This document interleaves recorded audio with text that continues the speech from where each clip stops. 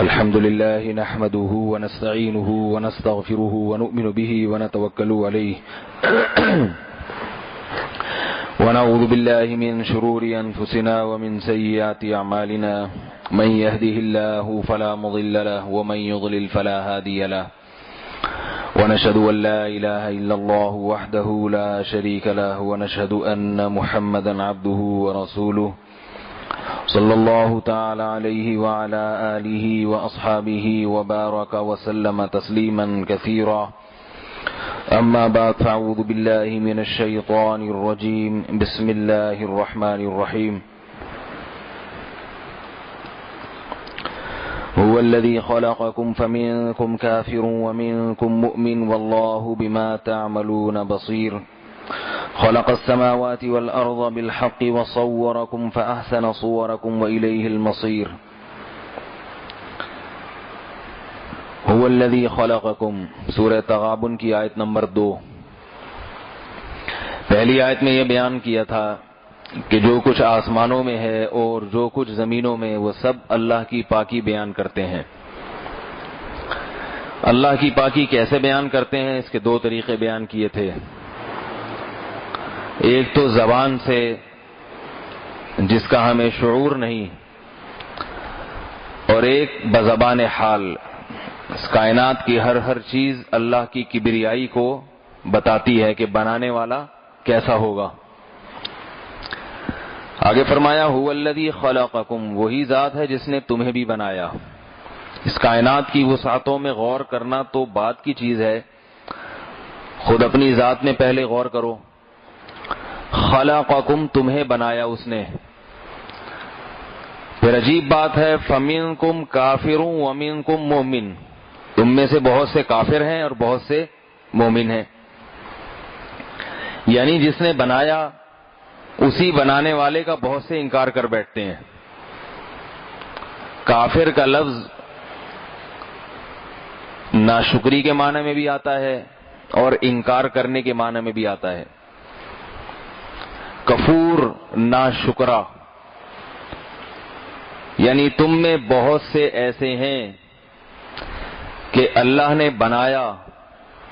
جس نے بنایا تو ہونا یہ چاہیے تھا کہ اس بنانے والے کی صبح و شام تسبیح بیان کرتے رہتے، اس کی حمد و ثنا کرتے رہتے. لیکن تم میں بہت سے ایسے ہیں جو اس کا انکار کرتے ہیں. کسی پر سب سے بڑا احسان یہ ہے اس کو زندگی دے دی جائے. یہی وجہ ہے کہ انسان ہر چیز پہ کمپرومائز کر لیتا ہے، زندگی پہ کمپرومائز نہیں کرتا. زندگی سب سے بڑی نعمت ہے. اسے پتا ہے کہ زندگی چھن گئی تو سب کچھ چھن گیا. تو یہ زندگی کی نعمت دی کس نے ہے؟ خلق الموت والحیات. زندگی ایسی چیز ہے جسے اب تک سائنسدان سمجھ نہیں سکے ہیں، ایجاد کرنا تو دور کی بات.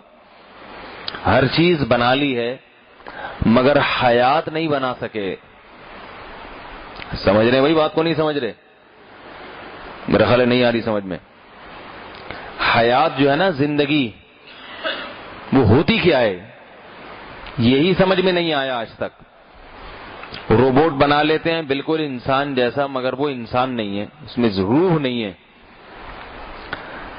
تو اللہ نے فرمایا تبارک الذی بیدہ الملک وہو علی کل شیء قدیر الذی خلق الموت والحیات. بہت برکت والی ہے وہ ذات جس کے ہاتھ میں آسمانوں اور زمین کی بادشاہی ہے.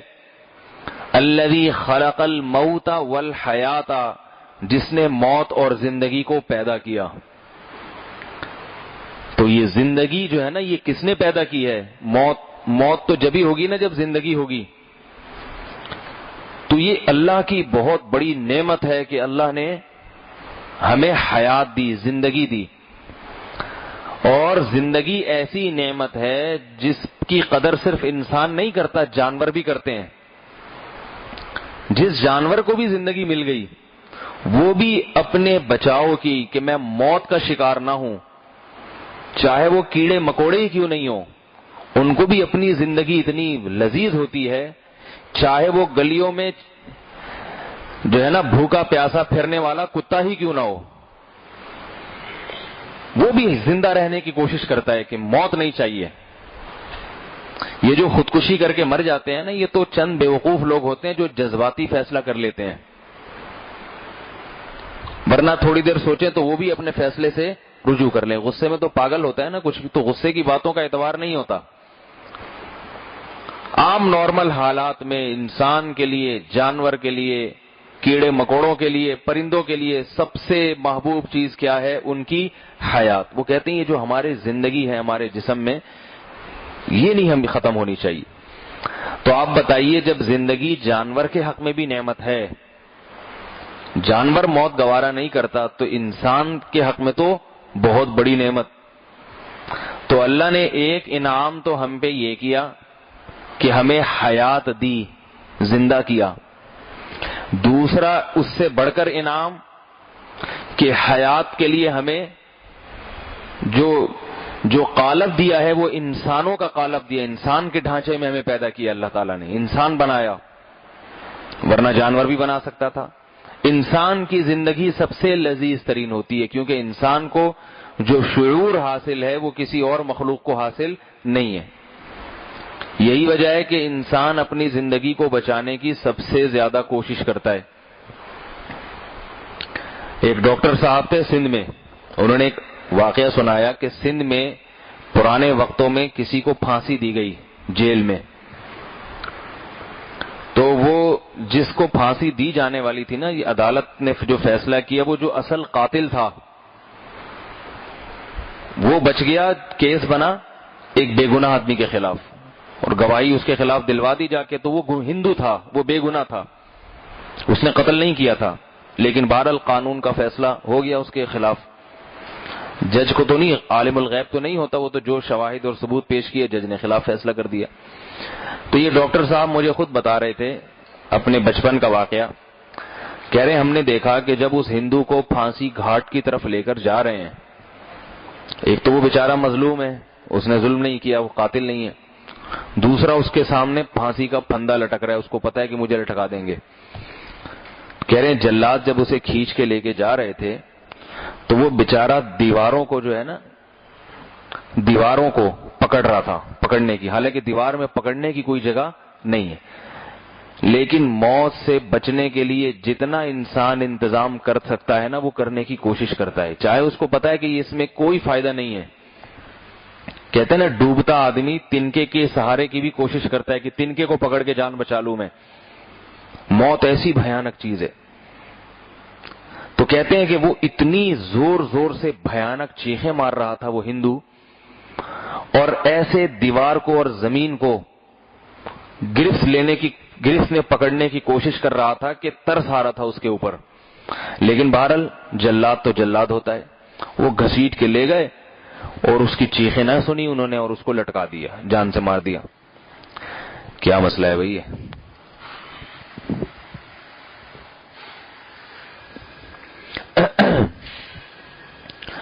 تو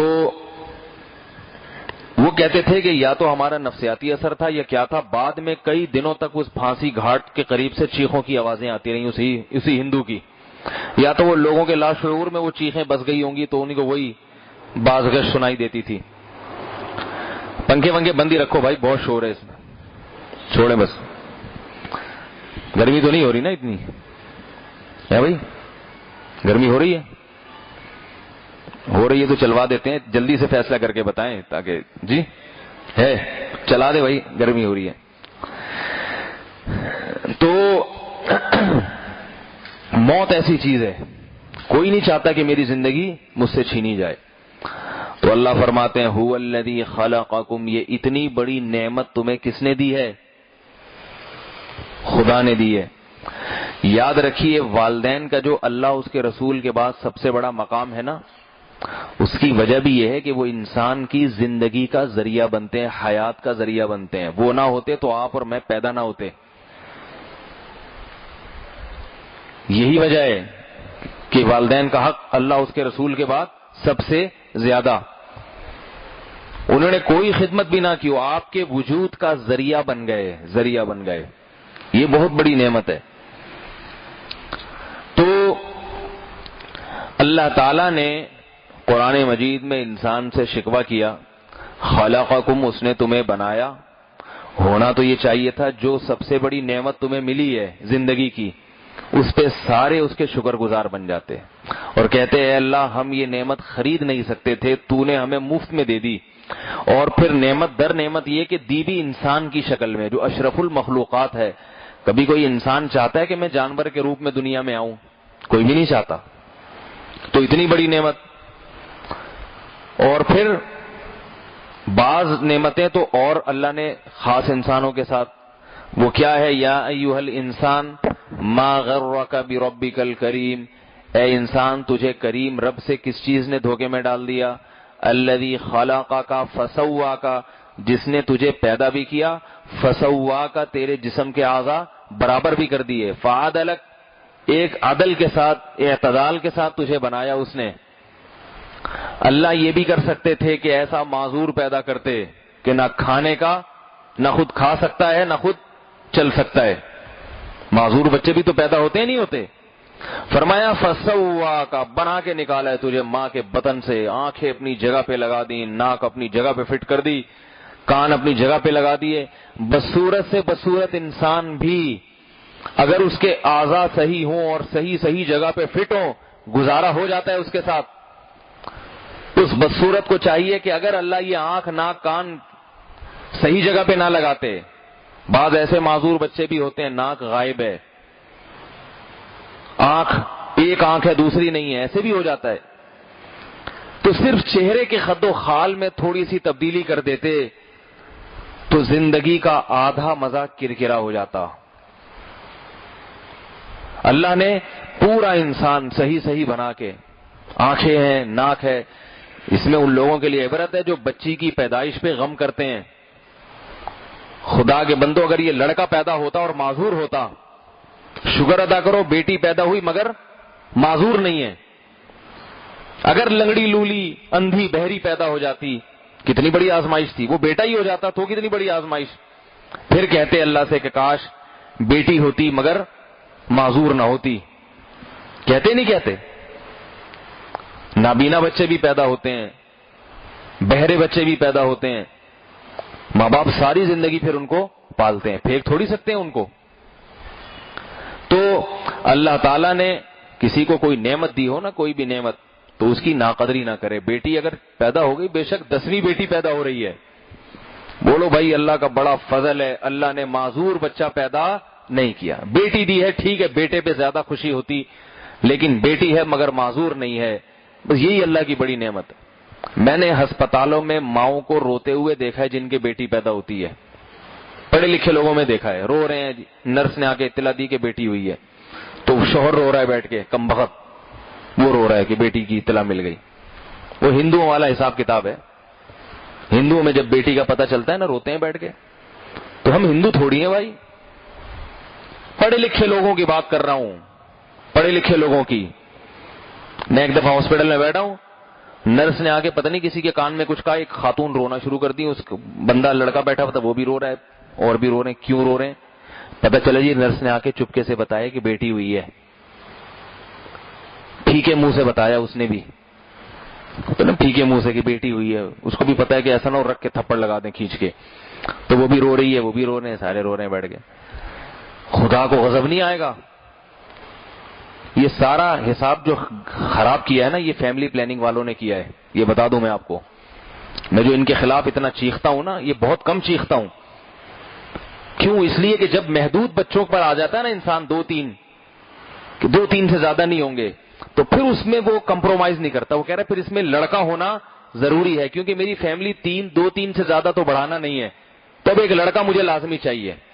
اب جس کے ہو گیا وہ تو ٹھیک ہے، جس کے نہیں ہو رہا وہ تو رسک لے گا نا. وہ تو یہی کہے گا میں رسک لے رہا ہوں، 3ری بیٹی 4تھی بیٹی، کیا ہو رہا ہے بھائی یہ میرے ساتھ. تو بھائی اگر بے لگام چھوڑ دو، آپ بے لگام چھوڑو گے، اللہ بے لگام نہیں چھوڑے گا، کیونکہ اللہ کی مخلوق ہے. اللہ نے کنٹرولنگ کا ویسے ہی ایک سسٹم بنایا ہوا ہے. یہ جو کہتے ہیں نا فیملی پلاننگ والے کہ آپ بے لگام چھوڑ دیں، برساتی مینڈکوں کی طرح بچے پیدا ہوں گے. تو بھائی یہ خدا پہ الزام ہے. اللہ کو پتا ہے مینڈک کتنے پیدا کرنے اور انسان کتنے پیدا کرنے ہیں. مینڈکوں والا حساب اللہ انسانوں پہ نہیں چلاتے. مچھلی کے 1000 بچے ہوتے ہیں ایک وقت میں. مچھلی جب انڈے دیتی ہے نا 1000. اور یہ جو گولڈن فش ہے, میں نے چونکہ ایکویریم میں مچھلیاں پالی ہیں, بڑے بڑے ایکویریم رکھے ہیں میں نے, 5.5 فٹ کے بنائے ہیں خود ہی, بڑا شوق رہا ہے مجھے یہ. تو 10,000 انڈے دیتی ہے گولڈن فش ایک ٹائم میں. 10,000 انڈے, اس سے 10,000 بچے نکلتے ہیں. انسانوں میں ایسا نہیں ہوتا, ان میں ہوتا ہے. سمجھ رہے ہیں بات کو؟ کیوں ہوتا ہے؟ اس لیے کہ ان کے لیے, ان کی نسل کی بقا کے لیے یہ ضروری ہے. اس لیے ضروری ہے کہ مچھلی اپنے بچوں کو کھاتی ہے. تو اللہ اتنے پیدا کرتے ہیں کہ کھاتی بھی رہے نا. جیسے ہی بچے انڈوں سے نکلتے ہیں مچھلی خود کھانا شروع کر دیتی. کھاتے کھاتے کھاتے کھاتے پیڑ بھر جاتا ہے اور کھاتی ہے. جو ادھر ادھر نکلنے میں کامیاب ہو گئے وہ بچ گئے, وہ تھوڑے سے ہی ہوتے ہیں. تو اللہ نے ان کی کنٹرولنگ کا سسٹم بنایا ہوا ہے. ایک عجیب دلچسپ بات آپ کو بتاؤں کہ اللہ کی کیا مینجمنٹ ہے. فیملی پلاننگ بھی تو پلان ہے نا, مینجمنٹ ہے نا. تو اللہ کہتے ہیں کہ یہ پلاننگ میں نے پہلے سے کی ہوئی ہے, مینجمنٹ میری طرف سے پہلے سے ہوئی ہوئی ہے ہر چیز کی. اس کی بہترین مثال آپ سمندر کو دیکھ لیں. سمندر کی جو مچھلیاں ہیں نا, مچھلیاں ہزاروں لاکھوں انڈے دیتی ہیں. اگر یہ انڈوں میں سے ساری مچھلیاں زندہ رہ جائیں, مرے نہیں, تو سمندر میں پاؤں رکھنے کی جگہ نہ ہو, کشتی نہیں چلے گی, مچھلیاں ہی مچھلیاں ہوں گی پھر. اب اللہ نے نظام کیا بنایا کہ اتنے بچے پیدا ہوتے ہیں تو اللہ نے مچھلی کی ماں سے ماں کی ممتا کا تصور ہی ختم کر دیا ہے. اس میں ممتا ہی نہیں رکھی ہے. وہ اپنے بچوں کے لیے چڑیل ہوتی ہے. سمجھ رہے ہیں؟ جیسے ہی لاکھوں بچے پیدا ہوئے ماں کھانا شروع کر دیتی ہے. اور ماں کیا, دوسری بڑی مچھلیاں بھی کھاتی ہیں. کوئی چند ایک بچے ہی ہیں جو ادھر ادھر جا کے جان بچاتے ہیں. کوئی کسی پہاڑی کے کھو میں گھس گئی ہے, کوئی بل میں, تو جو بچ گئی بڑی مشکل سے چند ایک ہی بچتے ہیں. اب اللہ نے نظام ایسا بنایا کہ آپ جتنی مچھلیاں سمندر سے نکالو گے, ہم تو بڑی مچھلیاں شکار کرتے ہیں نا, نکالو گے تو چھوٹی مچھلیوں کو کھانے والی مچھلیوں کا ریشو اتنا ہی کم ہو جائے گا. لہذا گروتھ ریشو سمندر میں خود بخود بڑھ جائے گا. نہیں آ رہی بات؟ جو چھوٹی مچھلیوں کی گروتھ کا ریشو ہے وہ خود بخود بڑھے گا. سمجھ رہے ہو؟ خود بخود بڑھ جائے گا وہ. لہذا سمندر میں خوراک کی کمی نہیں ہوگی. اور اگر آپ شکار نہیں کرتے, یہ سوچ کے فیملی پلاننگ والوں نے آپ کو کہا روزانہ اتنے ٹن مچھلی نکالی جا رہی ہے, یہ سمندر سے مچھلیاں کہیں ختم نہ ہو جائیں. سمجھ آئیے نا بات؟ انہوں نے کیلکولیشن کی, اتنے ٹن سمندر میں مچھلیاں ہیں, اتنے ٹن روزانہ کے حساب سے نکال دیں تو اتنی کم ہو جائیں گی, پھر 100 سال کے بعد سمندر خالی ہو جائے گا. ان کی رپورٹ آ گئی سامنے. تو کچھ بھی نہیں ہوگا. آپ اگر نہیں نکالو گے تو یہی مچھلیاں چھوٹی مچھلیوں کو بڑا ہی نہیں ہونے دیں گی, ان کو کھا کھا کے ختم کرتی رہیں گی. تو وہ ویسے کا ویسے ہی رہے گا سمندر. سمندر آدم علیہ السلام کے زمانے میں جتنی خوراک تھی آج بھی اس میں اتنی ہی خوراک ہے. آپ کھاؤ آپ کی مرضی, کنجوسی کرو گے نہیں کھاؤ تو آپ کی مرضی. تو ہر چیز میں اللہ تعالیٰ نے اس کی جو کنٹرولنگ کا گروتھ ریشو ہے نا, اس کا ایک نظام بنایا ہوا ہے.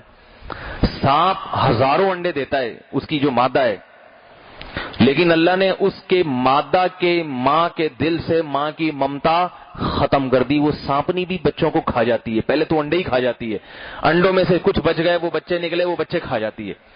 وہ ایک آدھ بیچارہ کہیں ادھر ادھر سے نکلنے میں والدین سے بھاگ کے کہیں پناہ لے لیتا ہے تو وہ بچ جاتا ہے.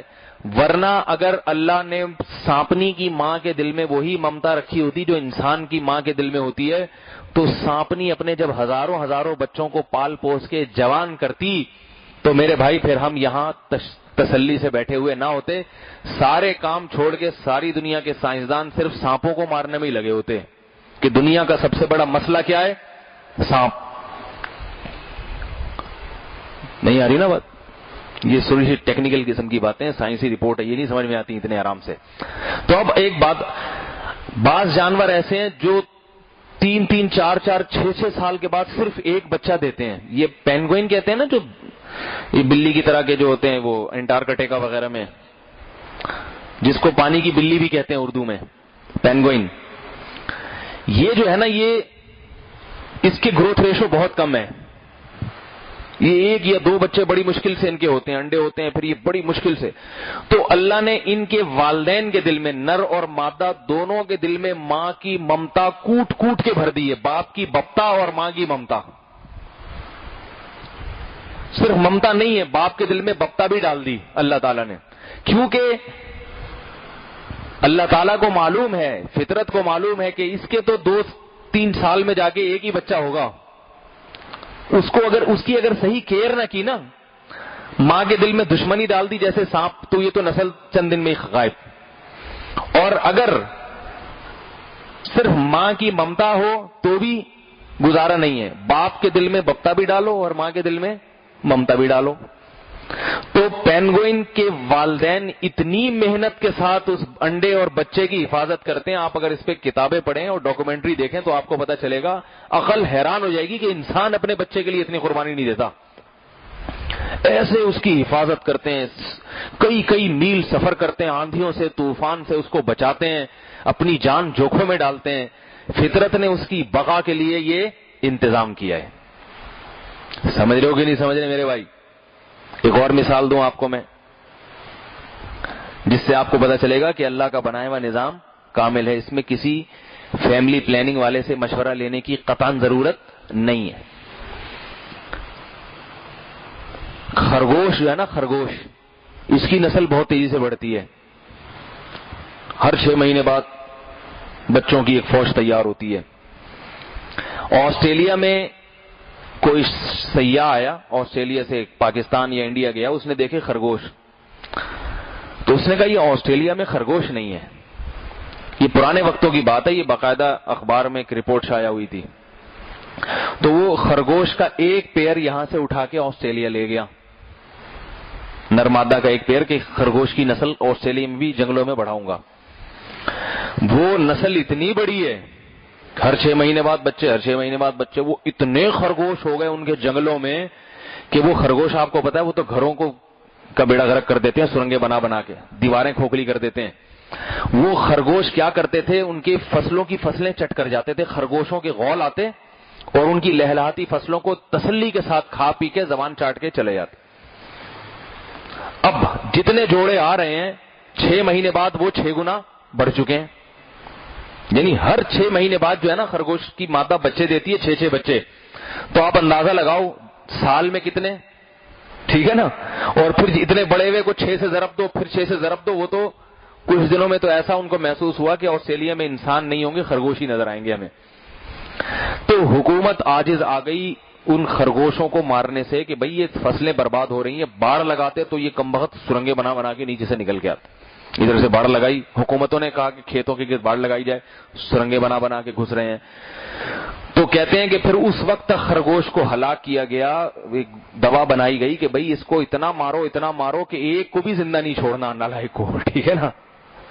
چھوڑنا ہے تو چڑیا گھر میں اپنے پاس، تاکہ ہم نگرانی کریں، اس کی نسل نہ بڑھنے پائے.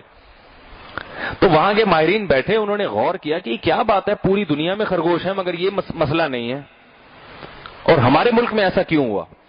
تو پتہ یہ چلا، ان کے ماہرین اس نتیجے پر پہنچے کہ اللہ تعالیٰ نے جس جنگل میں خرگوش پیدا کیا ہے نا، اس میں خرگوش کھانے والے درندے بھی پیدا کیے ہیں. وہ خرگوش کی نسل کو کنٹرول میں رکھتے ہیں. ان کی نیت کنٹرول کرنے کی نہیں ہوتی، نیت تو ان کی پیٹ بھرنے کی ہوتی ہے.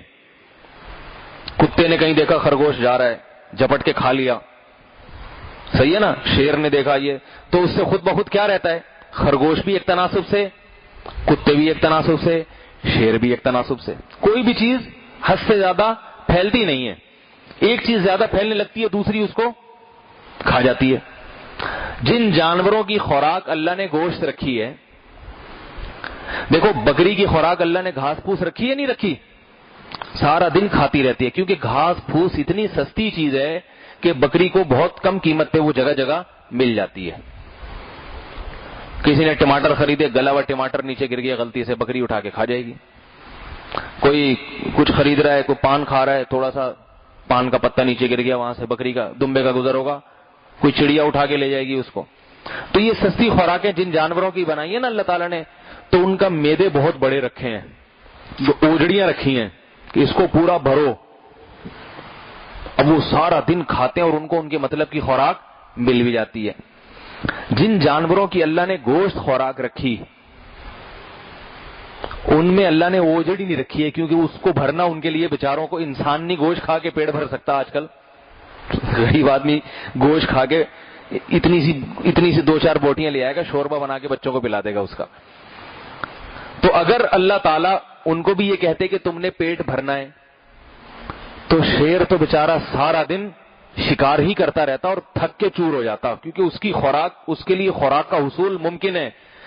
بکری کے لیے اور جنگلوں میں جو جانور ہیں نا, وہ تو کیا کرتے ہیں, پتے وتے کھا لیے, کوئی زیادہ ان کو نہ بھاگنا پڑے گا, نہ دوڑنا پڑے گا, نہ کوئی کلابازی دے کے کسی درخت کو گرانا ہے نیچے, بڑے آرام سے کھا لیتے ہیں. شیر کے لیے جو کھانے کا سیٹ اپ ہے نا, بڑا مشکل. وہ پہلے دور سے دیکھے گا, وہ یہ اس کو ہدف, ٹارگٹ کلنگ, صحیح نا, 2-4 اپنے بچے بھیجے گا, ہاں بھائی تو ایسا کر, یہ میں نمبر دے رہا ہوں, موبائل نمبر دے رہا ہوں, یہ بندہ گرانا ہے. باقاعدہ پہلے منصوبہ بنے گا, پھر اس پہ جا کے حملہ کریں گے. بسا اوقات وہ نکل جاتا ہے, ہرن کے پیچھے کریں گے تو ہرن تو ایسا بھاگتا ہے کہ وہ غائب ہی ہو گیا. بھاگتے بھاگتے تھک جائے گا, بیٹھے گا, پھر کہے گا یار یہ ہاتھ سے نکل گیا, اب دوبارہ کوئی کوشش کرو. تو کتنی مصیبت سے اس کو خوراک ملتی ہے. لیکن اللہ نے اس کی تھوڑی خوراک 1 ہفتے کے لیے, ایک دفعہ پیٹ بھر کے کھا لے, پورا ہفتہ نہیں کھائے کچھ بھی نہیں ہے, پڑا رہے آرام سے. شیر ایک دفعہ پیٹ بھر کے کھاتا ہے نا, پھر صرف ڈاکومنٹری کے لیے بیٹھا رہتا ہے, کوئی آئے میری فلم بنا کے جائے. تو یہ نظام کس نے بنایا ہے؟ شیر کی نسل کو باقی رکھنے کے لیے اللہ نے تھوڑی خوراک اس کے لیے کافی رکھی ہے.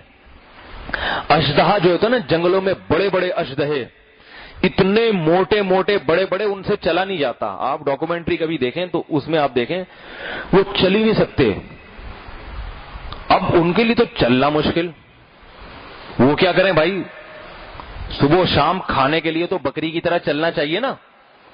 تو اللہ نے ان کی خوراک رکھی, کہا کہ 1 نوالا کھا لو, 6 مہینے چل جائے گا, ٹھیک ہے, تمہارے لیے 1 نوالا کافی ہے. اور وہ نوالا اتنا بڑا ہوگا کہ بیٹھے رہو یہیں ملے گا تمہیں.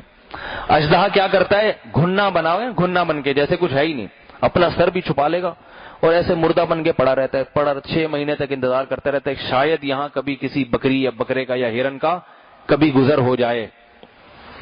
اتفاق سے 6 مہینے میں 1 دفعہ تو کوئی نہ کوئی گزرتا ہے. جیسے ہی ہرن قریب سے گزرتا ہے, ہرن کو نہیں پتا ہوتا کہ اس کے نہ دانت نظر آ رہے ہیں, نہ پنجے نظر آ رہے ہیں, شیر کی طرح کچھ بھی نہیں, تو فوراً جھپٹ کے پورا ہرن ایسے کھینچ لیتا ہے اپنے اندر, پورا ثابت نگل لیتا ہے, چباتا بھی نہیں ہے. اتنا سست آدمی ہے کہ چباتا بھی نہیں ہے. سست, اگر چستی ہوتی تو چل کے نا کہیں شیر کی طرح کہیں جا کے کھا لیتا. بس وہ کھینچتا رہتا ہے اس کو نا, نگلتا رہتا ہے, نگلتا رہتا ہے, نگلتا رہتا ہے, اس کے بعد آرام سے پڑ جاتا ہے. اب اس کا کوئی کام نہیں ہے, اس کا میدا, سری, پائے, چانپیں, کھال سب الگ کرے گا. ہمارے پاس تو کسائی ہے نا, وہ سری الگ کی ہے, پائے الگ کی ہے, کھال الگ کر دی, اوجڑی الگ کر دی, کھانے کی چیزیں الگ, پھینکنے کی چیزیں الگ. اللہ نے اژدہے کا میدا ایسا بنایا ہے, وہ کھا پی کے اس کا قیمہ بنا کے جو چیزیں کھانے, کھال خود ہی اس کے پیٹ میں اترتی ہے ہرن کی, سینگ وینگ سب علیحدہ ہو جاتے ہیں. تو کہتے ہیں کہ 1 ہفتے تک جو ہے نا اس کا میدا, اژدہے کا میدا 1 ہفتے تک تو صرف اس ہرن کو بوٹیاں بنانے میں لگاتا ہے, کہ اس کی چانپیں وانپیں جو ہے نا الگ کی جائیں, اس کی بوٹیاں بنائیں. 1 ہفتے تک یہی کام کرتا ہے, 1 ہفتے تک. اور پھر اس کے سارا حساب کتاب کر کے وہ اتنی پروٹین اس کو دے دیتا ہے کہ اب ہرن, وہ جو اژدہا ہے, 6 مہینے تک اس کو کچھ بھی نہیں چاہیے.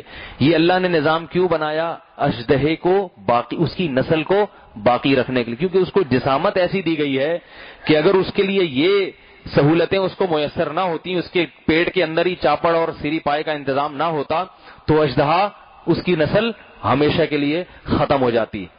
سمجھ رہے ہو میرے بھائی؟ تو میرے بھائی, جب ان چیزوں کے لیے اللہ نے ایک گروتھ ریشو متعین کیا ہوا ہے, تو وہ انسان جس کے لیے اس کائنات کو بنایا گیا, جو مقصود کائنات ہے, اس کو اللہ نے بے لگام کیسے چھوڑ دیا؟ کہ پیدا ہوتے رہیں گے مہنگائی بڑھاتے رہیں گے، جتنے بچے پیدا ہوتے رہیں گے مہنگائی بڑھاتے رہیں گے اور قحط پڑتا رہے گا اور مرتے رہیں گے بھوکے. میں نے ایسے ہی فری چھوڑ دیا ہے.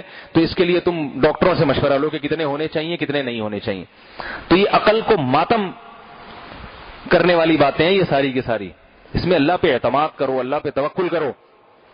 تو میں جو اصل بات بتا رہا تھا، بیٹیوں کی پیدائش پہ روتے کیوں ہیں؟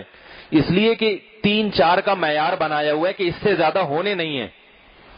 اب اس میں بیٹیوں پہ بیٹیاں ہوتی چلی جا رہی ہیں تو بڑھائے چلے جا رہے ہیں نسل بیٹے کی لالچ میں. تو اب 6 نمبر پہ جب بیٹی ہوگی تو باپ کی روح تو کانپے گی نا. وہ کہے گا میں تو 6 لڑکوں پہ راضی نہیں تھا، میں تو 2 سے زیادہ لڑکوں پہ راضی نہیں ہوں، یہ 6 لڑکیاں پیدا ہو گئی ہیں. اس لیے پھر وہ چیخپا ہوتا ہے. پھر جب نرس آ کے اطلاع دیتی ہے تو وہ روتا ہے بیٹھ کے. جو پڑھے لکھے لوگ ہیں اوپر سے کہتے ہیں مبارک ہو بڑی خوشی ہوئی، اوپر سے اندر سے ان کا دل جل رہا ہوتا ہے. یہ وہی دور ہے جہالت کا جو عرب میں پہلے تھا، بیٹی کی پیدائش میں منہ بنانا، اور جو ہندوؤں میں آج تک ہوتا چلا آ رہا ہے. تو اس کو ختم کرو میرے بھائی، ختم کرو. بولو بھائی ٹھیک ہے اللہ جتنی اولاد دے دے، بیٹے دے دے اس کی مرضی، بیٹیاں دے دے اس کی مرضی. بیٹیاں ہوں گی کوئی بات نہیں، وہ بھی ٹھیک ہے، 10 ہو جائیں 12 ہو جائیں. میں ایک ایسے آدمی سے ملا جس کی 24 بیٹیاں، 4 بیویاں تھیں گاؤں میں دیہات میں، گلگت کی بات کر رہا ہوں. 4 بیویوں سے بیٹیاں کتنی؟ 24. ایک بھی بیٹا نہیں ہوا اس کی. ایسا خوش، ارے کوئی مسئلہ ہی نہیں ہے ٹھیک ہے نا، اتنا خوش. کیونکہ وہ ہندوؤں میں نہیں رہے نا، وہاں ہندوستان نے وہاں کبھی حکومت بھی نہیں کی اور ہندوؤں کی وہاں کبھی حکومت بھی نہیں، ہندوؤں سے اختلاط بھی نہیں رہا. خالص صحابہ کے دور سے جو اسلام آیا وہ اب تک چلا آ رہا ہے، اس میں کوئی آمیزش نہیں ہوئی. 24 بیٹیاں ٹھیک ہے بھائی، ذرا بھی ٹینشن میں نہیں، ذرا بھی پریشان نہیں.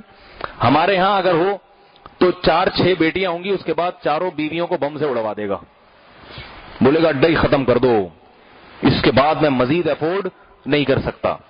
تو 24 بیٹیاں اللہ نے دی، افورڈ بھی ہو رہی ہیں کہ نہیں ہو رہی؟ رزق کے دروازے خود بخود کھلتے چلے جاتے ہیں، خود بخود کھلتے چلے جاتے ہیں. کیونکہ یہ پیدا جو خالق کر رہے ہیں نا، وَمَا مِن دَابَّةٍ إِلَّا عَلَى اللَّهِ رِزْقُهَا، فرمایا زمین میں چلنے والا کوئی جانور ایسا نہیں ہے جس کا رزق اللہ نے اپنے ذمہ نہ لیا ہو. یہ تو انسان ہے، ذریعہ اللہ والدین کو بنا رہا ہے، رزق والدین رزاق نہیں ہے. دیکھو ماں جب بچے کو فیڈ کراتی ہے تو یہ دودھ پیدا کس نے کیا ہے؟ ماں نے پیدا کیا ہے کیا؟ خالق نے پیدا کیا ہے. بتا رہے تم ذریعہ ہو، پیدا میں کر رہا ہوں. پہلے روٹی کھاتی تھی خون بنتا تھا، اب روٹی کھائے گی تو خون بھی بنے گا اور دودھ بھی بنے گا. تو کس نے روٹی کو یہ بات سمجھا دی کہ اب اس سے دودھ بھی بننا چاہیے اور خون بھی بننا چاہیے؟ تو ڈاکٹر تو بیٹھے نا کاغذ قلم لے کے کیلکولیشن کرنے کے لیے، ان تحقیقات کو دیوار پہ دے مارو جا کے. ابھی ہمارے خاندان میں ایک شادی ہوئی، بلکہ بتانے میں حرج نہیں، میری اپنی بھانجی کا نکاح ہوا. سگی بھانجی کی شادی ہوئی ہے 2 دن پہلے سگے بھانجے سے. میرا سگا بھانجا بڑی ہمشیرہ کا بیٹا، اس کی شادی ہوئی میری چھوٹی ہمشیرہ کی بیٹی سے. وہ میرا بھانجا بڑا ماشاءاللہ نیک، دنیاوی لحاظ سے بھی کھاتا پیتا آدمی ہے، مرشن نیوی میں، اور دینی لحاظ سے ماشاءاللہ تہجد گزار ہے، داڑھی ہے، علماء کا احترام کرتا ہے. سمجھ میں آ رہی ہے بات؟ تو 28 سال کا ہو گیا تھا، پلا پلایا، قد بھی ماشاءاللہ بہت اونچا. کہہ رہے تھے بھائی کر لے شادی کر لے. تو بات چلی، ہم نے کہا بھائی یہ ہماری جو بھانجی ہے یہ بھی ماشاءاللہ بالغ ہو گئی، 13-14 سال عمر ہے، قبول ہے، قبول ہے ٹھیک ہے نا. تو جیسے ہی پیغام بھیجا، جو یعنی بھانجی کے ہاں ہم سے بات چلائی، ہم نے بات چلائی، ہو گئی. لڑکی کے والد راضی، جو ہمارے بہنوں ہی راضی ہوں گے، ٹھیک ہے بھائی. اب ان کے خاندان میں ایک کوہرام مچ گیا. 14 سال کی 13 سال کی بچی کی شادی، ایسا کوہرام مچا ہے، کہہ رہے ہیں ظلم ہے ظلم. یہ کیا ہے؟ ظلم. تو ایک ڈاکٹر ہیں، ڈاکٹر، عام لوگوں کی بات کو تو میں نے لفٹ ہی نہیں کرا. ایک ڈاکٹر ہیں جو بڑے ڈاکٹر ہیں، میں بتاؤں گا نہیں، وہ سمجھ جائیں گے میرے بارے، وہ سمجھ تو جائیں گے وہ، لیکن بالکل بھی ہائی لائٹ نہیں کرنا چاہیے کہ وہ سمجھیں کہ میں بدنام ہو رہا ہوں. ڈاکٹر بھی باہر کے پڑے ہوئے ہیں. انہوں نے کہا میں ڈاکٹر ہوں، میں کہہ رہا ہوں کہ یہ میڈیکلی پوائنٹ آف ویو سے غلط ہے، بچی کو نقصان ہوگا اس میں. یہ بات ان کی مجھ تک پہنچ گئی. میں نے ان سے کہا ان ڈاکٹر صاحب سے بولو کہ آپ کی یہ بات، جتنے بھی پوائنٹ آف ویو ہے نا دنیا میں، صرف میڈیکلی نہیں، دنیا میں پوائنٹ آف ویو کی جتنی قسمیں ہیں ان تمام قسموں کے لحاظ سے یہ بات آپ کی بھی غلط اور آپ بھی غلط، ٹھیک ہے نا. یاد رکھو میں بار بار اپنے بیانات میں ایک بات کہتا ہوں کہ ڈاکٹروں کی جو بات نیچر کے خلاف ہو اس کو اٹھا کے دیوار پہ مار دیا کرو، چاہے کتنا بڑا اسپیشلسٹ ہی کیوں نہ ہو۔ فطرت کے مقابلے میں، نیچر کے مقابلے میں کسی کی بات درست نہیں ہو سکتی۔ دیکھو سائنس نے اتنی ترقی کر لی، مگر جسم میں طاقت کے لیے آپ کو روٹی کھانا پڑے گی نا۔ ایسا کیوں نہیں ہو جاتا کہ سائنسدان کوئی پلاسٹک کی ایسی چیز فیڈ نکالیں جو کھا کے آپ کا پیٹ بھر جائے؟ اب کوئی سائنسدان کہے وہ پرانے زمانے کے لوگ تھے جو روٹی گھنٹوں گھنٹوں بیٹھ کے چبا کے نکلتے تھے، اب ہم ترقی یافتہ لوگ ہیں، ہم پلاسٹک کھائیں گے، تو بات سمجھ میں آئے گی؟ بھائی نیچر جو فطرت کے اصول جو ہزاروں سال پہلے تھے آج بھی وہی ہیں۔ لڑکی کو اگر فطرت نے بالغ کر دیا تو بالغ کرنا اس کی علامت ہے کہ یہ نکاح کے قابل ہو چکی۔ اگر یہ نہ ہوتی تو قدرت اسے کبھی بھی بالغ نہ کرتی۔ نہیں آ رہی بات سمجھ میں؟ کبھی بھی بالغ نہ کرتی اس کو، اگر صحت کے لیے نقصان دہ ہوتا۔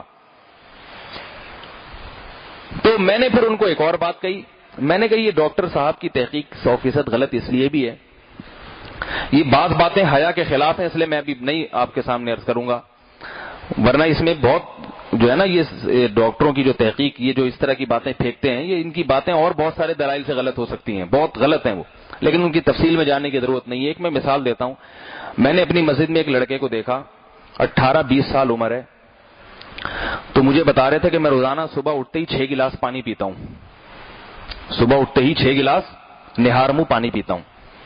میں نے کہی اس حماقت کی وجہ خوف خدا ہے یا کوئی اور وجہ کہ صبح اٹھتے ہی 6 گلاس؟ کہنے ڈاکٹر نے مجھے کہا ہے۔ میں نے کہا کیوں، کوئی کڈنی کا پرابلم ہے، پتھری ہے؟ اس نے کہا نہیں، یہ ڈاکٹر نے کہا کہ معدے کے لیے اچھا ہوتا ہے۔ میں نے کہا آپ کچھ دنوں میں پانی پانی بن کے ختم ہو جاؤ گے، نہیں کرو یہ حرکت نہیں کرو۔ کہہ رہے کیوں، آپ ڈاکٹر ہیں کیا؟ میں نے کہا دنیا کی کسی مخلوق کو دیکھا ہے صبح اٹھ کے پانی پیتے ہوئے؟ ہے بھائی، چڑیا اٹھتی ہے صبح صبح دانا چگنے، پانی کی طرف نہیں جاتی۔ بکری کو صبح نکالو نا، فوراً گھاس پھوس کی طرف جائے گی، پانی کی طرف، الا یہ کہ کسی نے بہت پیاسا رکھا ہو، ایک الگ بات ہے۔ شیر اٹھے گا صبح صبح، انگڑائی لے گا اور ٹارگٹ کلنگ، یہ نہیں کہ مٹکے کی طرف جا رہا ہے وہ، پانی پیوں میں نے کہا اللہ کے بندے پانی جب پیو جب پیاس لگے گی، ڈاکٹر کے مشورے پہ پانی نہ پیو۔ کھانا اور پینا یہ مشوروں پہ نہیں ہوتا، یہ جسم خود بتاتا ہے کہ پانی کی ضرورت ہے یا نہیں ہے۔ اس کے لیے ڈاکٹر اللہ نے پیدا ہی نہیں کیے ہیں۔ یہ جو ہزاروں سال سے انسان چلے آ رہے ہیں، ساری دنیا کے حکیم جو آج تک چلے آئے ہیں، ساری دنیا کے انسان یہ پانی کب پیتے تھے بتاؤ؟ جب پیاس لگتی ہے، اور جتنی لگتی ہے اتنا پیتے ہیں۔ تو پھر میں نے اس کو بتایا کہ طب کی جو قدیم کتابیں ہیں نا، اس میں لکھا ہوا ہے، بہشتی زیور میں بھی ہے، کہ زیادہ پانی پینے سے جو بغیر ضرورت کے گردے خراب ہو جاتے ہیں، اس سے پیٹ نکل جاتا ہے، اور جوان آدمی سیکشولی بہت کمزور ہو جاتا ہے اس سے۔ پانی جب پیتے رہو گے تو جو جسم کو جو پروٹین چاہیے نا، وہ پانی ایسی چیز ہے کہ آپ کوئی بھی چیز کھائیں گے نا تو اس کی طاقت اور توانائی کو کم کر دیتا ہے وہ۔ دیکھو دودھ ہے نا 1 گلاس، اس میں 4 گلاس پانی ملا کے پی جاؤ، وہ دودھ رہے گا، توانائی ختم ہو جائے گی اس کی۔ اسی طرح آپ نے دودھ پیا، اس کے اوپر 6 گلاس پانی پی لیا۔ تو پانی پیئے جب آپ کو پیاس لگے، احتیاطاً تھوڑا سا زیادہ پی لیں۔ 1 گلاس کی پیاس ہے تو آپ نے 1.5 پی لیا، یہ سمجھ میں آتا ہے کہ جی پانی تھوڑا زیادہ رہے جسم میں۔ لیکن 6 گلاس صبح نہاروں، میں نے کہا 1 قطرہ بھی پانی پینے کی ضرورت نہیں ہے جب تک پیاس نہ لگے۔ پیاس لگ رہی ہے تو کیا نہار منہ ہو جائے کوئی بھی وقت۔ تو یہ سب باتیں ایسی ہیں، اور پھر ہم نے تو اس کو منع کر دیا۔ اس کے بعد ایک ڈاکٹر کی رپورٹ آئی، انہوں نے رجوع کر لیا اپنی اس تحقیق سے۔ ان ڈاکٹر صاحب نے کہا نہیں، پانی نہیں پینا چاہیے اس طریقے سے، جب پیاس لگے پھر پینا چاہیے۔ ہاں کوئی بیچارہ ڈائلسس پر ہو، گردوں کا مریض ہے، کوئی 50-60 سال کا کوئی بیمار ہو گیا، شوگر کا مسئلہ ہے، وہ ایک الگ چیز ہے۔ تو اس لیے میرے بھائی یہ جو نیچرل لائف ہے نا اللہ نے بنائی ہے، یہ نیچرل لائف کا کوئی نعم البدل نہیں ہے، کوئی متبادل نہیں ہے۔ اس میں ڈاکٹروں کی باتوں میں آ کے اپنے آپ کو برباد نہ کیا کریں۔ بچی بالغ ہو گئی، اس کی شادی کر دیں، اسی میں اس کی صحت ہے۔ پہلے زمانے میں عورتوں کی 90-99 سال عمر ہوتی تھی نہیں ہوتی تھی؟ میری دادی 90 سال میں دنیا میں گئی ہیں، 13 سال کی عمر میں میری دادی کی شادی ہوئی تھی، بتاتی ہیں 13 سال کی عمر میں 14 سال کی عمر میں میری دادی بتاتی ہے میری شادی ہوئی تھی اور ہم نے اپنی دادی کو 90 سال کی عمر تک دیکھا ہے. وہی ڈاکٹر صاحب ہوتے وہ تو کہتے یہ تو 13 سال کی میں شادی ہوگی تو گئی کام سے مر گئی. وہ اسی وجہ سے کہ وہ نیچر کے مطابق چل رہی تھی, شادی ہو گئی اتنی لمبی عمر. اور پہلے مردوں کی شادیاں بھی جلدی ہوتی تھی, لڑکے 15 16 17 سال میں گاؤں میں جو ہے نا کان سے پکڑ کے شادی کرا دیتے تھے, تو ان کی بھی عمریں کتنی ہوتی تھی. میں اکثر بیان میں بات کہتا ہوں, آج کل کسی کے دادا کا جنازہ میں نے نہیں پڑھایا, سال میں ہی ایک آدھ پڑھایا ہوا کسی کے دادا کا جنازہ, سارے ابا کے جنازے آ رہے ہیں. یہ کس بات کی علامت ہے کہ دادا بننے سے پہلے مر جاتے ہیں دادا بننے سے پہلے. تو یہ جو ہے نا حساب کتاب, تو یہ لڑکیوں کی پیدائش پہ جو ناک منہ چڑھایا جا رہا ہے, جو اصل میں بات کر رہا تھا, یہ بھی ڈاکٹروں کی تحقیقات کی بنیاد پر کہ نہیں ریشوں کو روکو. جب ہر آدمی روکنے پر آ گیا, اب وہ 2-3 سے زیادہ برداشت نہیں ہوتے. پھر اس میں اگر بیٹیاں ہو گئیں تو وہ پھر کانپنے لگتا ہے. اس کے یہ اخلاقی برائیاں جنم لے رہی ہیں کہ ایک اللہ مخلوق دے رہا ہے, بیٹی دے رہا ہے, عورت پیدا کر رہا ہے تمہارے گھر میں, تو جو پیدا کرنے والے ہیں والدین ہیں وہ بجائے خوشی منانے کے غم منا رہے ہیں. وہ کیا اس بچی کی تربیت کریں گے جس بچی کی پیدائش پہ وہ روئے تھے. کتنا بڑا تانا ہے. وہ بچی کہہ سکتی ہے کہ آپ لوگ تو میری پیدائش پہ روئے ہو, اب کس منہ سے مجھ سے محبت کے دعوے کرتے ہو. کتنا بڑا تانا ہے یہ. تو یہاں بھی جو اصل بات میں عرض کر رہا تھا کہ یہ سوچ لینا چاہیے کہ بیٹی اگر پیدا ہوئی ہے تو معذور نہیں ہے, کم از کم معذور نہیں ہے. اگر لڑکا ہوتا معذور ہوتا تو کیا حال ہو جاتی. تو اس پہ اللہ کا شکر ادا کیا کرو, اللہ تو نے مجھے صحت مند اولاد دے دی. اور کئی ایسے واقعات ہیں کہ بیٹے سے زیادہ خدمت بیٹیوں نے کی ہے. بیٹے سے زیادہ خدمت جو بیٹا مانگتے تھے نا, ان کے جب بیٹے ایسے نالائق نکلے کہ وہ میرے پاس, تو میں تو امام ہوں نا, میرے پاس ہر قسم کے کیس آتے ہیں. میرے پاس بیٹوں کی نالائقیوں کے اور بیٹوں نے گھر کو جہنم بنایا ہے اس کے کیسز زیادہ آتے ہیں, بیٹیوں کے کم آتے ہیں. ایسے واقعات آئے ہیں. اسی مسجد میں باپ اتنا پریشان, باپ کے گھر کے باہر پولیس کھڑی ہوئی ہے, باپ بیچارہ کانپ رہا ہے, اس نے کبھی پولیس کی شکل نہیں دیکھی, اتنی دیانتداری زندگی گزاری. کیوں جی؟ آپ کا بیٹا فلاں آدمی کے اتنے لاکھ روپے لے کے بھاگ گیا ہے. جس کے بھاگا ہے اس نے دہشت گردوں کو درمیان میں ڈالا اور بولا کہ اس کے ابا کو اٹھا لو. ابا اٹھے ہوئے جا رہے ہیں, ٹھیک ہے. وہ پہلے دل کے مریض بھی ہیں اور وہ جیل کی سلاخوں سے بھی. پھر ابا نے کیا کیا, اپنی جان چھڑانے کے لیے 10-15 لاکھ روپے بیٹے کا قرضہ اتارا کہ یار میری جان چھوٹے. وہ بیٹا تو بھاگ گیا, قرضہ اتارا. یہ پڑھے لکھے لوگوں کی بات کر رہا ہوں. بیٹے کو پتا چلا وہ والا اتر گیا ہے, کسی اور کو ٹوپی کرا کے اس سے پیسے لے کے بھاگ گیا.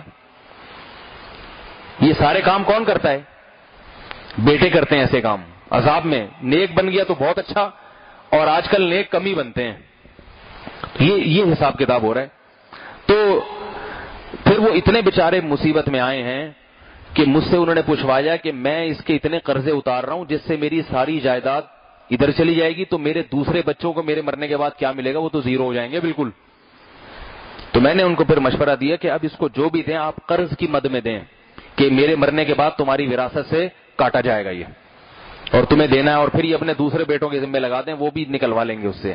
آپ تو بوڑھا باپ تو نہیں نکلوا سکتا نا, جوان بیٹے نکلوا سکتے ہیں. تو ایسے واقعات ہوتے ہیں. تو جو اللہ دے دے, بیٹا دے دے اس پہ شکر ادا کرو, بیٹی دے دے اس پہ شکر ادا کرو کہ بھائی جو اللہ نے دے دیا ہم اس پہ راضی ہیں. سمجھ میں آ رہی بات؟ اور سب سے بڑی بات تو کیا ہے آخرت. مسلمان کے لیے سب سے بڑی بات تو آخرت ہے نا. دنیا میں تو بیٹے ہوں بیٹیاں ہوں, مرا کے جانا تو خبر میں ہی ہے. بیٹیوں کی کفالت پہ آپ صلی اللہ علیہ وسلم نے جنت کی ضمانت دی ہے. آپ صلی اللہ علیہ وسلم نے فرمایا جس نے 3 بیٹیوں کی یا 3 بہنوں کی کفالت کی, بہنوں کا ذکر بھی اس لیے کہ بھائی بہنوں کو بھی بوجھ نہ سمجھے کہ یار اتنی 6 بہنیں ہیں, کیا مصیبت ہے, سارے میرے گلے میں وبال ڈل گیا ہے, ان کی شادیاں کرانا, ان کے خرچے, میں مصیبت میں, بہن کو طلاق ہو گئی تو اب رکھ نہیں رہا اس کو گھر میں, گھر سے باہر نکال دیا, میں نہیں پال سکتا. ایسے کئی واقعات ہیں. میرے پاس مظلوم عورتوں کے فون آتے ہیں کہ ہمارا شوہر ٹارچر کرتا ہے اور مارتا پیٹتا ہے. میں کہتا ہوں بھائی طلاق لو. اس سے کہتے ہیں طلاق کے بعد ہمارے بھائیوں نے دھمکی دی ہے کہ ہم اپنے گھر میں گھسنے نہیں دیں گے, ہم نہیں پال سکتے. کیونکہ وہی فیملی پلاننگ کا مسئلہ یہاں بھی آ جاتا ہے کہ ہم اپنے 2 بچوں کو بڑی مشکل سے پال رہے ہیں, تو تمہارے بچوں کو بھی رکھ لیں گھر میں, یہ تو ہمارا رزق کھا جائیں گے. کیونکہ جب بچے اگر رزق میں تنگی کا ذریعہ بنتے ہیں, اپنے بچے بنتے ہیں, تو دوسروں کے بچے تو بطریقے والا بنتے ہیں نا پھر. تو یہی وہ اخلاقی برائی یہ بھی ہے. پہلے زمانے میں لوگ کہتے تھے کوئی بات نہیں بہن، جہاں ہمارے بچے پل رہے ہیں 2-4 تمہارے بھی پل جائیں گے، کوئی بات نہیں، بھائیوں کا تو کام یہی کہ بہنوں کو کھلانا۔ مگر ہر آدمی کا ظرف کیا ہوتا جا رہا ہے؟ تنگ۔ یاد رکھو جتنی تنگی مخلوق پہ کرو گے نا اتنی پھر اللہ تم پہ تنگی کرے گا، یہ بتا دوں میں۔ اگر آپ اپنی بہنوں کے حق میں، بیٹیوں کے حق میں کنجوس بن گئے نا کہ یہ مصیبت میرے لیے پیدا ہو گئی ہے، تو اللہ بھی کہہ سکتا ہے یہ مخلوق معاذ اللہ میرے لیے مصیبت بن گئی ہے، سب کو روٹی کھلانی ہے، اللہ بھی رزق پھر تنگ کر دے گا، بول نہیں کھلاؤں گا، مہنگائی میں ڈال دوں گا تجھے، جتنا کمائے گا سارا خرچ کروا دوں گا تجھ سے۔ اتنے لوگ میرے پاس آتے ہیں کہ اتنی تنخواہ ہے مگر بچتا ہی نہیں ہے، پھر بھی بھوکے ہیں، پھر بھی بھوکے ہیں۔ تو یہ اسی وجہ سے تو بھوکے ہیں۔ اللہ نے جب آپ اللہ کی مخلوق پہ خرچ کرنے کو عیب سمجھتے ہو اور سمجھتے ہو کہ رزق کم ہو جائے گا، تو پھر اللہ بھی آپ کے حق میں، اللہ بھی اپنا ہاتھ کشادہ نہیں کریں گے۔ اللہ جب ہی کرتے جب آپ کا ہاتھ کشادہ ہو۔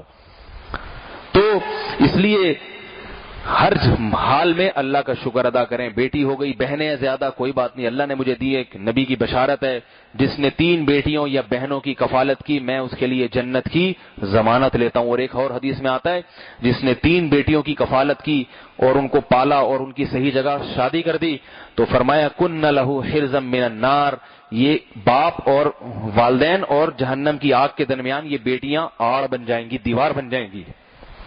کتنی بڑی بشارت ہے، دیوار بن جائیں گی۔ یعنی اس کو جانا تو جہنم میں تھا مگر یہ بیٹیاں کھڑی ہو جائیں گی اللہ کے اس باپ کے سامنے اور جہنم کے درمیان میں کہ یہ ہمارے ہوتے ہوئے نہیں جا سکتا، ہماری اس نے کفالت کی، ہم پہ خرچہ کیا، جبکہ ہمارے اس سے اس کے ہم سے مفاد وابستہ نہیں تھے۔ بیٹے کو کھلاؤ گے تو اس میں تو لالچ ہوتی ہے یہ جوان ہو کے پھر ہمیں ہی کھلائے گا نا، ساری ریکوری ہو جائے گی۔ بیٹی کو تو جتنا مرضی کھلاؤ گے، جانا تو اس نے سسرال میں، پھر ان کے تانے الگ۔ تو وہ بیٹیاں کہیں گی اللہ اس نے ہمیں پالا، اس نے ہمیں جوان کیا، اس نے ہمیں ہندوؤں کی طرح ضائع نہیں کیا۔ ہندوؤں میں کیا ہوتا ہے، الٹرا ساؤنڈ کے ذریعے پتا چل جائے نا بیٹی ہے تو ہندوستان میں دیکھ لو وہیں کی رپورٹیں ہیں، تو وہ اس کو ضائع کروا دیتے ہیں، اس سے زندگی کا حق چھین لیتے ہیں۔ تو بیٹی کہے گی کہ اللہ اس کو پتا تھا کہ بیٹی پیدا ہوگی مگر اس نے زندگی کا حق نہیں چھینا، پالا ہمیں، جوان کیا اور ہماری شادی کے بکھیڑے اٹھائے اس نے، تو ہمارے ہوتے ہوئے کیسے جہنم کی آگ میں جا سکتا ہے؟ اتنی بڑی بشارت، اتنی بڑی خوشخبری۔ تو اس لیے بھائی جو اللہ تعالیٰ کی جو نعمت ہے نا اس پہ شکر ادا کریں۔ تو اصل جو میں بات کر رہا تھا بس اس کو سمیٹ کے ختم کرتا ہوں۔ هو الذی خلقکم، فرمایا اس نے تمہیں بنایا، پیدا کیا۔ تو اللہ نے جو ہمیں حیات دی ہے نا، حیات، یہ حیات سب سے بڑی نعمت ہے۔ تو اللہ یہاں اپنی اس نعمت کو ذکر فرما رہے ہیں کہ یہ زندگی میں نے دی ہے، جس کو بچانے کی فکر کرتے ہو، اس لیے اس زندگی کی نعمت کا شکر ادا کرو، اور کیا ہے کہ میری نافرمانی نہیں کرو۔ فمنکم کافر ومنکم مومن، تم میں بعض نافرمان ہوں گے اور بعض شکر گزار ہوں گے۔ تو جو تمہیں نیک لوگ نظر آئیں، شکر گزار نظر آئیں، ماننے والے، ان کی فہرست میں اپنے آپ کو شامل کر لینا۔ جو میرے باغی ہیں، میری ماننے والے نہیں ہیں، ان سے اپنے آپ کو بچا کے رکھنا تاکہ تمہارا شمار شکر گزار بندوں میں ہو۔ اللہ تعالی ہمیں شکر گزار بندوں میں شامل فرمائے۔ یہ کسی نے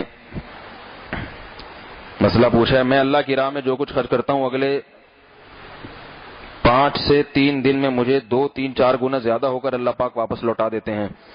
یہ چیز متواتر کئی مہینوں سے ہوتی چلی جا رہی ہے۔ اب جب کبھی مجھے پیسوں کی ضرورت ہوتی ہے میں اللہ کی راہ میں خرچ کرتا ہوں اور اس کے عوض اللہ پاک مجھے دگنا عطا فرما دیتے ہیں۔ کیا میرا یہ طرز عمل اور یہ سوچ شرعی اعتبار سے جائز ہے؟ اور جب پیسے ویسے ہی اللہ کی راہ میں خرچ کرتا ہوں تب بھی لاشعوری طور پر ذہن میں بات آتی ہے کہ 1-2 دن میں یہ واپس دے دے گا، ٹھیک ہے، غریبی ہے یہ، غریبی ٹھیک ہے، آخرت میں تو الگ ملے گا، دنیا میں الگ مل رہا ہے۔ ایسے بہت لوگوں کے ساتھ واقعات ہوتے ہیں، ادھر دیا اور اگلے دن اس سے زیادہ مل گیا۔ میں اپنے استاد کا واقعہ بتاتا ہوں نا، لیکن اس میں ایک چیز ذہن میں رکھیں، اگر اللہ کبھی آزمائش کے لیے نہ دے تو پھر یہ نہ بولے میں نے تو 10,000 روپے دیے تھے، 20,000 آنے چاہیے تھے، لیکن یہ تو بٹوا جیب کترا وہ جو تھے وہ بھی نکال کے لے گیا۔ وہ پھر بھینس والا قصہ ہو جائے گا جو میں اکثر سناتا رہتا ہوں۔